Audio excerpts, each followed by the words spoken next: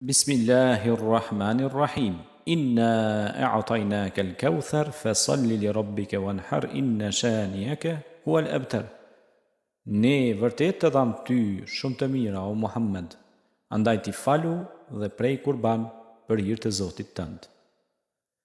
E s'ka dyshim se urrejtësi yt është farsosur. Rregulla rreth kurbanit. Kurbani duhet të jetë prej bagtive, dele, dhi, lop dhe deve, të ketë arritur moshën e kërkuar sipas fesë për të bërë kurban.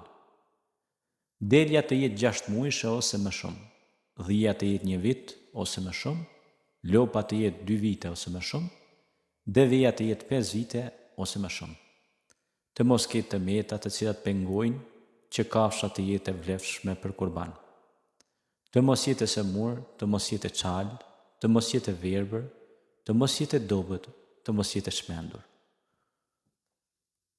Kurbani duhet të therrë në kohën e caktuar, e cila fillon pas faljes së Kurban Bajramit deri në ditën e fundit të Bajramit. Kul inna salati wa nusuki wa mahyaya wa mamati lillahi rabbil alamin. Andaj thuaj, namazi im, kurbani im, jeta ime dhe vdekja ime janë pra për Allahun fuqiplot.